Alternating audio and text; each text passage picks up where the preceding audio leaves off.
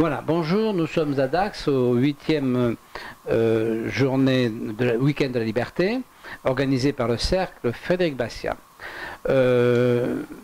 Déjà, nous retrouvons Jean Bouébène, que nous avions déjà vu l'an dernier, qui est un personnage essentiel de cette aventure, parce que d'abord il a une personnalité importante, et c'est un homme jovial et sympathique, qui prend souvent la parole, qui a beaucoup de choses à dire et qui a un parcours très particulier puisqu'il a été dans les douanes françaises à un très haut niveau au moment où s'est construit l'Europe et au moment où les douanes donc ont dû s'organiser avec les autres douanes des autres pays d'Europe, et donc il a travaillé énormément avec les différents ministres ou personnages essentiels qui ont créé l'Europe en son temps.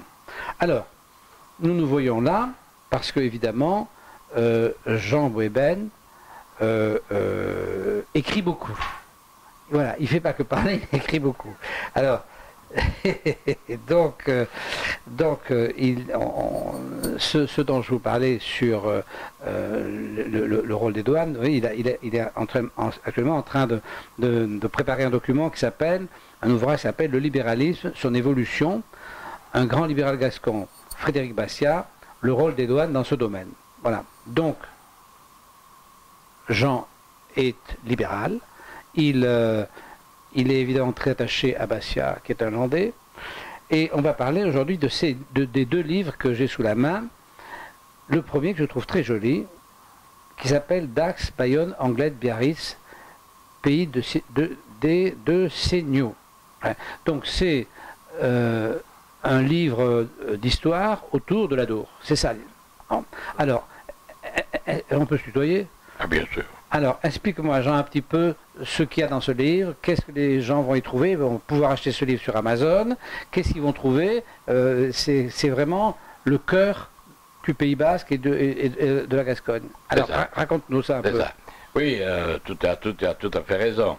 Ce livre, je l'ai écrit parce que pas mal d'entrepreneurs de la région m'ont demandé de mettre un peu ma plume à leur disposition, de manière à activer l'esprit d'entreprise en Aquitaine, et donc de mettre aussi cet esprit d'entreprise qui leur est propre aussi au service, n'est-ce pas, non seulement du commerce local et des entreprises locales, mais également de montrer le rattachement et l'intérêt des entreprises de la région à travailler avec les entreprises qui sont surtout de l'autre côté du versant pyrénéen.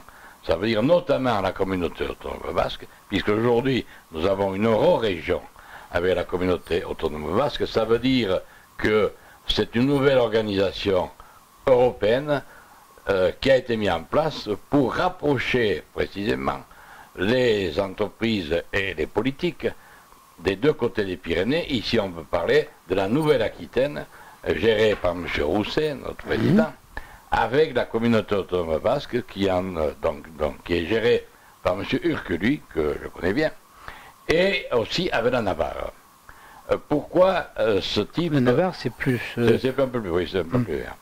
Pourquoi ce type de relation? Eh bien, tout simplement, parce qu'on se rend compte, nous, locaux, que si Paris existe, certes, mais le sud aquitaine existe également, et qu'il faut donc que l'intérêt des sudistes, que je qualifierais plus impropre, eh bien leur intérêt, c'est aussi d'avoir des accords préférentiels en matière politique, mais surtout de business, de commerce, avec l'autre versant des Pyrénées, qui en les nordistes. Les nordistes. C'est le rapprochement des sudistes et des nordistes. Voilà. Qui ont donc communauté autonome basque, Navarre, bien sûr, l'Aragon et donc Barcelone. Ah, c'est un gros morceau, ça, de l'Espagne. Voilà. Et nous, on travaille bien sûr aussi avec les Midi-Pyrénées, qui englobent aujourd'hui, bien sûr, jusqu'à Montpellier, n'est-ce pas? Absolument, oui. Voilà. Absolument. C'est la nouvelle réorganisation. Jusqu'à Nîmes. Jusqu'à Nîmes, après une nouvelle réorganisation qui date donc du gouvernement précédent. Et donc, ces rapprochements-là montrent qu'une communauté, au sens large du terme, qui a été mise en place, peut parfaitement aussi s'autogérer, bien sûr, et générer également, non seulement des bénéfices, mais aussi des entreprises qui sont à même de résorber en partie le chômage. Car il faut savoir... D'accord. Dans cet ouvrage, donc, on comprend que tu expliques les liaisons de ces différentes morceaux de territoire à travers l'axe de l'Adour. C'est ça l'histoire.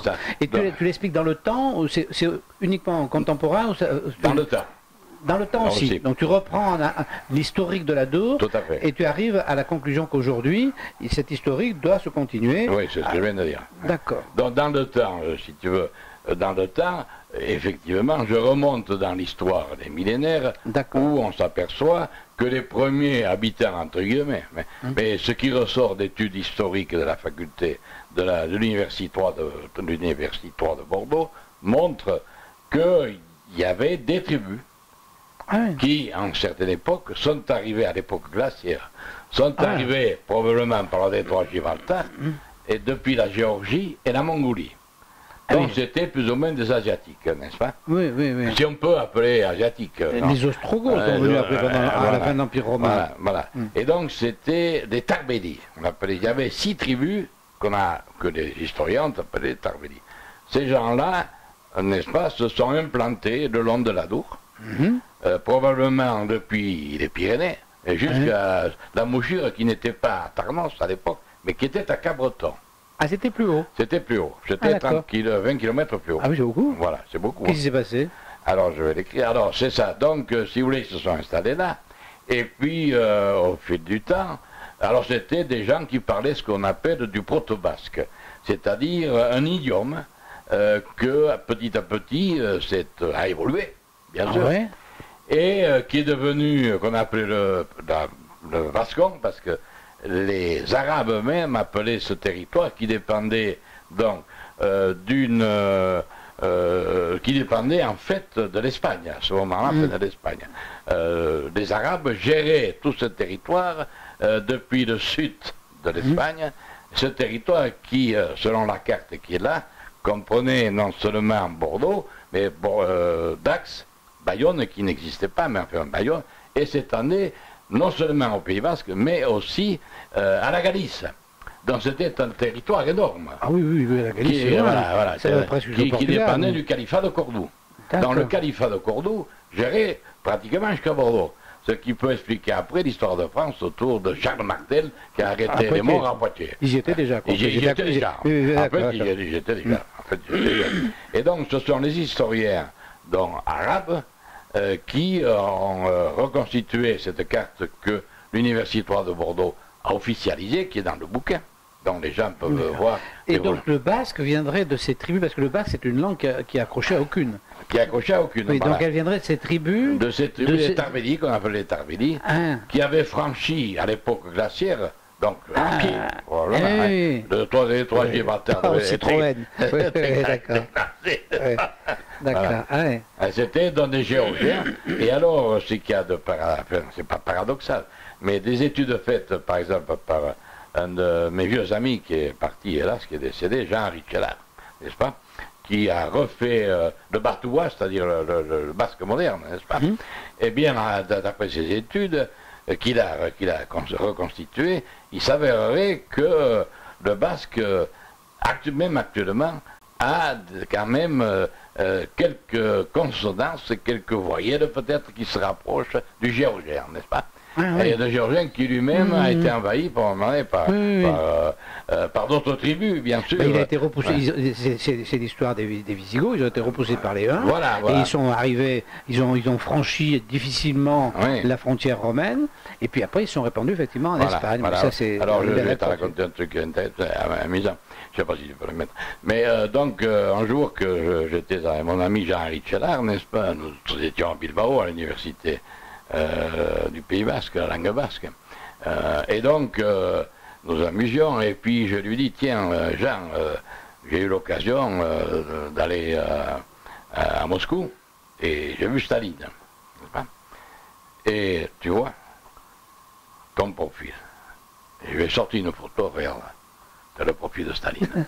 Et moi, de cet homme, n'est-ce pas, chrétien au-delà de tout, qui s'est ému, il m'a dit, mais Jean, j'ai dit, mais oui, mais Staline lui-même n'est-ce pas, a été élevé dans des séminaires. Oui, C'est un homme il a qui- été pris sous la tutelle d'un curé, mais enfin, il n'a pas fait des études formidables. Hein. C'était un gangster. C'est hein. pour l'histoire. Oui, C'est pour l'histoire. c'est pour l'histoire. Alors, donc, Jean, donc ça c'est tout à fait intéressant. Donc, il y a une entité C'est ça. humaine et économique qui est là, autour de C'est cette ça. Adour depuis longtemps. Depuis très longtemps. Et donc, aujourd'hui, tu considères qu'elle peut... Mais tu veux quand même pas l'indépendance comme les Catalans.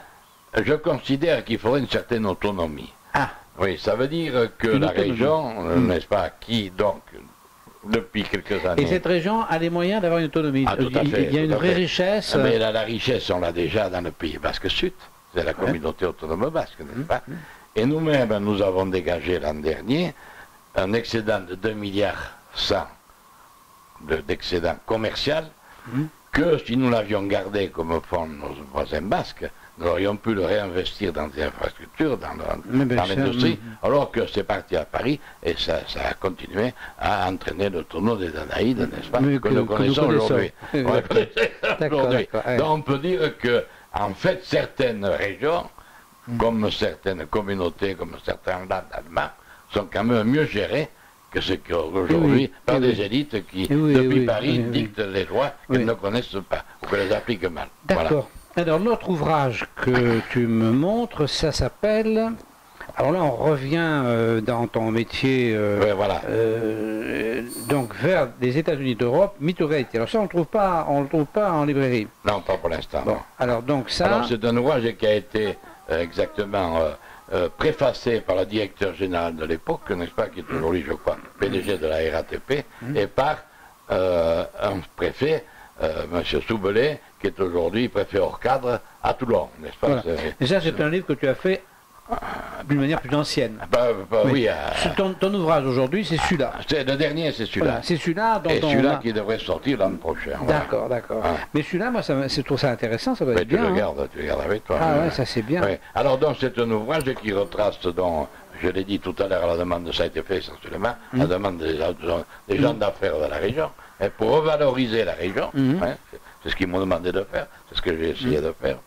Et donc la région, non seulement les Landes, mais aussi plus généralement les Pyrénées-Atlantiques, puisque moi-même j'ai vécu très longtemps dans les Pyrénées-Atlantiques, j'ai fait mes études secondaires à Bayonne, et j'ai été membre de l'aviron bayonnais, etc.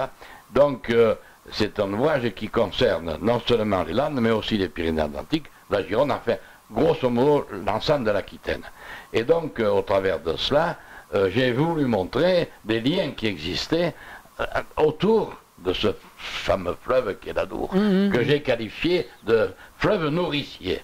Oui, Fleuve oui, nourricier, pourquoi? Parce que mon grand-père m'a toujours dit, Jean, avec l'Adour, nous ne crèverons jamais de faim, n'est-ce pas? Ouais. Nous avons connu l'occupation, mais malgré tout, mon grand-père allait à la pêche, etc. Ah, Je bien sûr. décris les pêches de l'époque, on avait toujours des non, mais poissons. des alter-ego pyrénéens du côté est, donc c'est les Pyrénées orientales, C'est ça, ils n'ont pas la chance d'avoir ce fleuve, ils ont une petite rivière qui s'appelle la Tête, oui, je qui connais. est un filet d'eau, hein, Ouais. rien à voir, hein, Non, ça avec, n'a rien à voir. ouais, donc vous avez un vrai fleuve. Mais vous, en fait, on a en partie en France, lors des Pyrénées, parce que dès qu'on a franchi la frontière et qu'on passe en Espagne, c'est désert. Ah, tout à C'est fait. désert, parce Tout que à la fait. pluie s'arrête de notre côté. Voilà, exactement. La pluie s'arrête de l'autre côté, et quand Ouais, ça passe ouais, de l'autre ouais. côté, il n'y a plus de nuages. Voilà, et donc voilà. l'autre côté, c'est le désert C'est complet. hein. tout à fait, tout à Ah, fait. Tandis ça, que nous, on a la chance d'avoir, on Ah, a on eu a la de l'eau. pluie, On a de de l'eau, l'eau, on a de ouais, l'eau. bien On a sûr, de l'eau. de l'eau. Et donc, il faut Combien savoir... ça fait de kilomètres la Dour 350 km. Ah, quand même, c'est pas un petit fleuve, 350 km. Donc Depuis de Vignemale, elle prend sa source dans ah le oui, Vignemale. Vignemale, donc c'est au milieu des Pyrénées, ça. Elle est en plein les Hautes-Pyrénées. Oui, c'est aux Pyrénées. Ah. Et son embouchure est à Tardos, n'est-ce pas, qui est l'avant-port de Bayonne. Oui, je vois. Et c'est là qu'il y a toute l'industrie où je suis né d'ailleurs. Je suis né dans un coron, n'est-ce pas, qu'on appelait les forges de l'Adour, parce qu'il y avait une grosse usine sidérurgique qui était à l'époque très moderne, où il y avait 2000 salariés, n'est-ce pas? D'accord. Et il y avait tout un tas d'industries autour, Péchinet, Ugine, Kuhlmann, enfin. Hein. Donc il y avait 10 000 salariés de Tarnos à Bayonne. Ça veut dire sur 5 km, il y avait 10 000 salariés. Ah. Ce qui aujourd'hui, enfin Tarnos, il y a quand même 8 000 salariés, mais parce que nous avons l'aéronautique aussi. Oui. Un turboméca, Vous avez le Dassault, tourisme aussi etc. quand même, c'est important le tourisme. Ah, et là, oui, le tourisme, mais je veux dire, c'est très important, c'est vrai, mais les 8000 salariés ne sont pas des gens qui travaillent dans le tourisme, c'est des gens qui travaillent dans l'industrie. Dans l'industrie, on est bien enfin, l'industrie ou les dockers, etc. D'accord. Jean, alors, ce qu'on va, puisque donc on a vu tout ça, c'est tout à fait intéressant. On va dire un petit mot de, puisqu'on est le week-end est presque terminé, enfin il reste encore demain la matinée, on va échanger sur ce week-end quand même.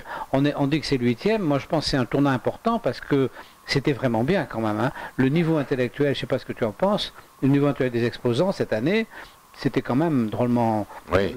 C'était fort. C'est ça, c'est ce qu'on disait tout à l'heure, d'ailleurs, avec toi et d'autres personnes.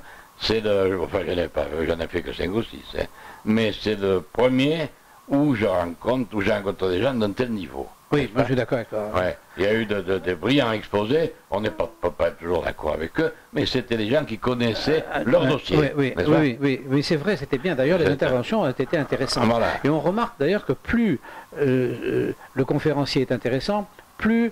il y a de questions. Ouais, les questions sont intéressantes, voilà, c'est drôle. Hein, oui, mais c'est lié. Si tu mets, un conférencier de Tartignol et puis tu as des questions complètement bidons. Voilà, c'est ça, ce qui n'était pas le cas cette fois-ci. C'est pas du tout le cas. On a eu comment dirais-je, une réunion de qualité. Absolument. Voilà. Et en plus, donc, des repas de bonne qualité. Et des repas, j'étais... On est heureux. On est heureux. Ce soir, nous sommes tous les deux heureux. C'est pour ça que nous allons boire l'apéritif aussi ensemble tout à l'heure. Parce que ça a été quelque chose de très grande qualité. Voilà. Bon, eh bien, écoutez, nous allons quitter nos amis. Eh bien, merci Jean, et puis à l'année prochaine. Merci à toi, cher ami, et voilà, peut-être...